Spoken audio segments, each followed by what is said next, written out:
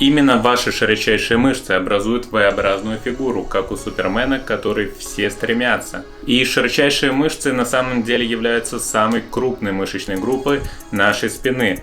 Они нужны для движения наших плеч, поддержания ровной осанки, для выполнения всех тяговых движений. Поэтому развитие широчайших мышц поможет вам поднять больший вес во всех упражнениях на верхнюю часть тела, даже включая жимовые движения, такие как жим лежа. Так что давайте сразу перейдем к 5 лучшим упражнениям, которые помогут сделать вам большие, сильные, широчайшие мышцы.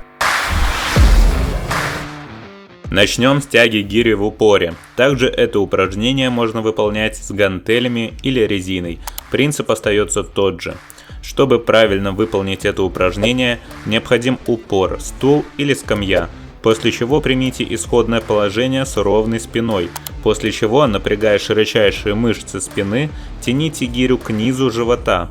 Обратите внимание, что ваш бицепс захочет забрать часть нагрузки на себя, поэтому важно, чтобы ваша кисть смотрела строго вниз на протяжении всего движения.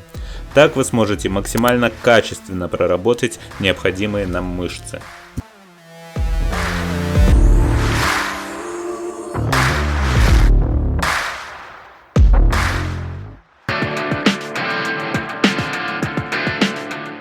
Второе очень крутое упражнение – пуловер с гирей. Пуловер известен в первую очередь как упражнение для груди, но оно также хорошо нацелено и на наши широчайшие мышцы спины. Это упражнение выполняется лежа на скамье или, как в моем случае, на стуле. Можно делать и на полу. Став в устойчивое положение, поднимите гирю над грудью и опустите над головой. При этом держите локти согнутыми.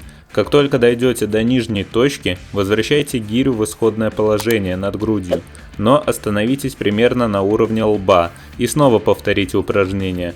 Так ваши мышцы будут постоянно под нагрузкой, и вы получите больше эффекта от этого упражнения.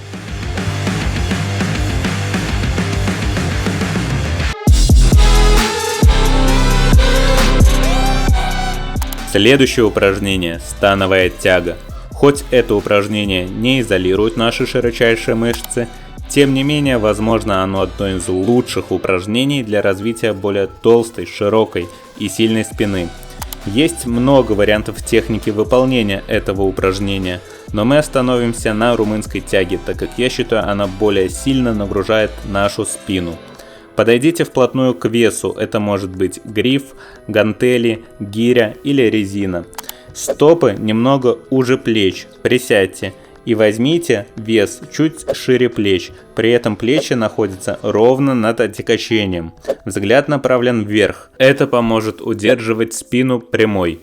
Плавным движением поднимите вес, отводя таз назад, не надо его дергать. В верхней точке сведите лопатки, гриф скользит вдоль бедер, поясница прогнута.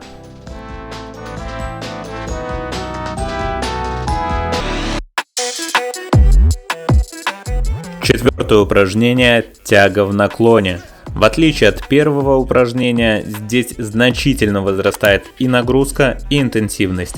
Поэтому для правильного его выполнения потребуется более высокий уровень подготовки.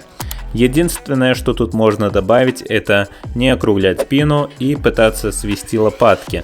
Если вы будете делать все правильно, это упражнение по-настоящему взорвет вашу спину. Ну а мы переходим к последнему упражнению, моему любимому, и это, конечно же, подтягивание. И чтобы подтягиваться акцентированно на широчайшие мышцы, необходимо забыть о классической технике выполнения этого упражнения. И возьмем как пример бодибилдеров. Руки ставим максимально широко, хват открытый, так называемый обезьяний хват.